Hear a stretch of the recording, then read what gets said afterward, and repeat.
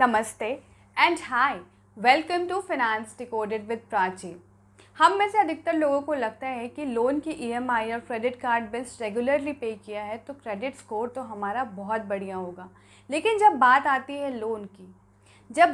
है लोन की तो लोन एप्लीकेशन रिजेक्ट होता है due to your bad credit score और हम हो जाते हैं शॉक्ड इसलिए क्योंकि हमें लगता है कि जब लोन की ईएमआई पे की है, जब क्रेडिट कार्ड का बिल पे किया है तो हमारा जो ये क्रेडिट स्कोर है ये तो गुड, वेरी गुड या एक्सेलेंट कैटेगरी में आना चाहिए था, लेकिन ये तो पुअर और वेरी पुअर कैटेगरी में आ रहा है। आज के इस वीडियो में हम बात करेंगे क्रेडिट कार्ड बिल्स और लोन की ईएमआई रेगुलरली ना पे करने के अलावा 6 कौन से ऐसे बड़े मिस्टेक्स हैं जो हम करते हैं और जिसके वजह से हमारा जो क्रेडिट स्कोर है वो बहुत बेकार हो जाता है। मिस्टेक नंबर 2 और मिस्टेक नंबर 5 बहुत ही कॉमन मिस्टेक्स हैं जो कि हम में से 80% लोग तो करते ही करते हैं। मिस्टेक नंबर 1, जब हमें लोन की ज़रूरत होती है तो हमारा पहला स्टेप होता है 8-10 बैंक्स में जाके लोन अप्लाई कर दो और जहाँ पे हमें अच्छा रेट ऑफ इंटरेस्ट और जहाँ पे हमें सबसे ज़्यादा लोन मिल रहा होगा वहाँ से हम लोन ले लेंगे। लेकिन आपको ये नहीं पता, जब आप 8-10 जगह पे लोन अप्लाई करते हैं तो वो जो 8-10 बैंक्स हैं जहाँ पे आपने लोन अप्लाई किया है वो आपकी इंक्वायरी भी करते हैं, वो आपके क्रेडिट स्कोर की इंक्वायरी भी करते हैं। अब देखिए, जो इंक्वायरी की बात आई तो इंक्वायरी हमारी 2 तरह की होती है। एक होती है सॉफ्ट इंक्वायरी और एक होती है हार्ड इंक्वायरी। सॉफ्ट इंक्वायरी तो वो हुई जो हम खुद करते हैं अपना सिबिल स्कोर टाइमली चेक करने के लिए कि हमारे सिबिल स्कोर में सारी चीज़ें रिकॉर्डेड है या नहीं, हमारे सिबिल स्कोर में हमारा नाम और एड्रेस और जो भी हमारी पर्सनल डिटेल्स है वो सारी चीज़ें सही से रिकॉर्डेड है नहीं। ये जो इंक्वायरी होती है जो हम अपने लेवल से करते हैं वो होती है सॉफ्ट इंक्वायरी। लेकिन हार्ड इंक्वायरी उसे कहते हैं जो हमारे जो ये बैंक्स होते हैं या फिर जो लेंडर्स हैं, जैसे कि आजकल तो देखिए पेटीएम मनी, एयरटेल मनी, ये सब भी बहुत सारे अलग अलग तरह के बैंक के अलावा भी बहुत सारे लेंडर्स आ चुके हैं जो कि हमें लोन प्रोवाइड करते हैं। तो जब ये मल्टीपल लेंडर्स क्रेडिट स्कोर आपका चेक करते हैं तो वो होती है हार्ड इंक्वायरी।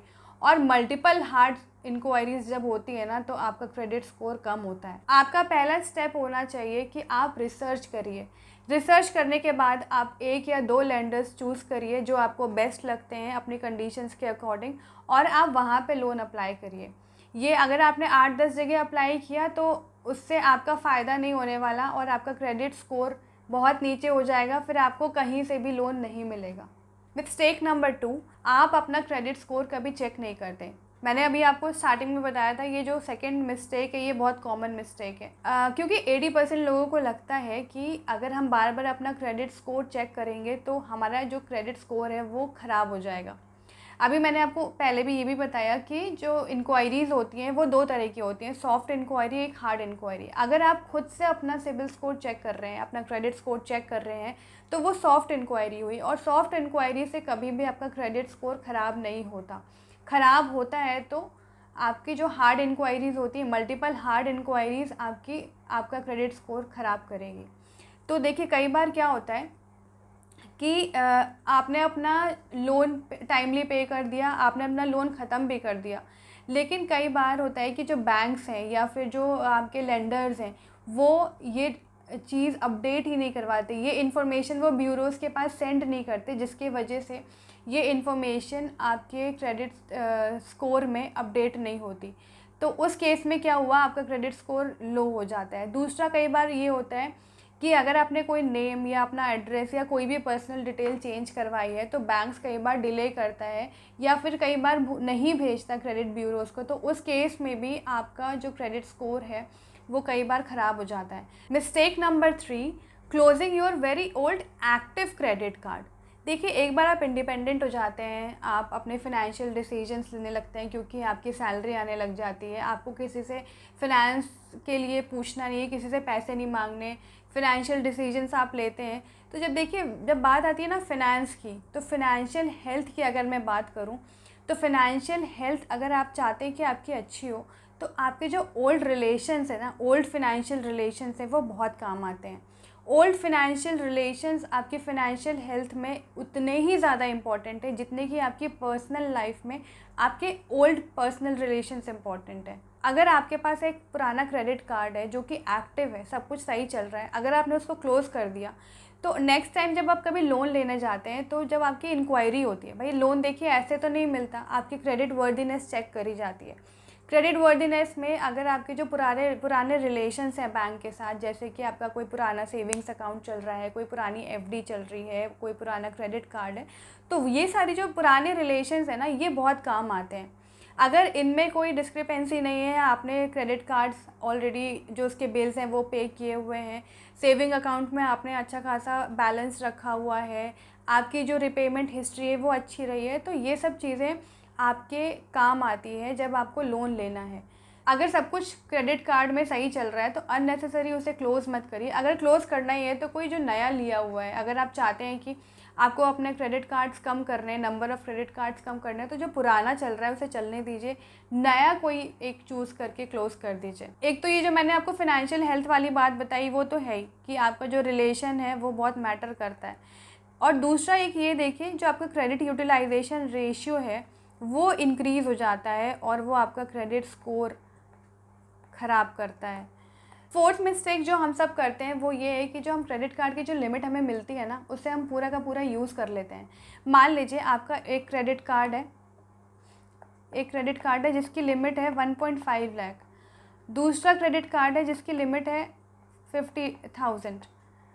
तो हमें लगता है कि भाई देखो, जो ये एक क्रेडिट कार्ड में जो लिमिट है 1.5 लाख की और दूसरे क्रेडिट कार्ड में जो लिमिट है वो है 50,000 की, तो टोटल हमारे पास 2 लाख की लिमिट है जो कि हम यूज़ कर सकते हैं। आप बेशक यूज़ कर सकते हैं, लेकिन आपको ये नहीं पता कि अगर जो ये 2 लाख की लिमिट आपने यूज़ कर ली तो आपका जो क्रेडिट स्कोर है वो किस तरह से ख़राब हो सकता है। अब देखिए, 2 लाख की लिमिट अगर आपने यूज़ कर ली तो जो क्रेडिट यूटिलाइजेशन रेशियो है ये आपका हाई हो जाएगा। अब जब बात आएगी लोन लेने की, तो जो लेंडर्स हैं जब वो चेक करेंगे आपकी क्रेडिट वर्दीनेस, तो सारे पैरामीटर्स चेक होते हैं, तो उस केस में ये पता चलेगा कि जो क्रेडिट कार्ड की पूरी लिमिट है वो आप यूज़ कर रहे हैं। इसका मतलब क्या, आपका जो इंप्रेशन है ना वो बहुत नेगेटिव हो जाएगा लेंडर्स के ऊपर। उन्हें लगेगा कि ये पूरा का पूरा जो इसके एक्सपेंडिचर्स हैं वो क्रेडिट कार्ड पे डिपेंडेंट है, तो आपको लोन नहीं मिल पाएगा या लोन लेने के चांसेस बहुत कम हो जाएंगे। तो आप कोशिश करिए कि जो क्रेडिट कार्ड की जो लिमिट है, टोटल लिमिट है, उसका आप मैक्सिमम 30% यूज़ करिए। 30% यूज़ करने से ये होगा कि फ्यूचर में कभी भी कोई लेंडर जब आपकी क्रेडिट वर्दीनेस चेक करेगा तो उसको ये लगेगा कि हाँ, जो ये क्रेडिट कार्ड यूज़ हो रहा है वो विद इन लिमिट है और आपका जो क्रेडिट स्कोर है वो भी एक हेल्दी क्रेडिट स्कोर होगा। आपको ये कोशिश करना है कि 30% से ज़्यादा लिमिट आप यूज़ ना करें। अगर आप यूज़ कर भी रहे हैं तो आप इमीडिएटली उसे रीपे करिए कैसे भी करके, अदरवाइज़ वो आपकी क्रेडिट स्कोर को बुरी तरह ख़राब करेगा। मिस्टेक नंबर 5, बिकमिंग अ को बोरोवर और गारंटर टू समवन। अब देखिए, को बोरोवर और गारंटर बनना अच्छी बात है, कभी हमें ज़रूरत होगी तो हमारा भी कोई को बोरोवर और गारंटर बनेगा और हम अपने क्लोज़ फ्रेंड्स या रिलेटिव्स के पास ही जाएंगे। कोई अननोन तो हमारा बोरोवर, को बोरोवर या फिर गारंटर नहीं बनेगा।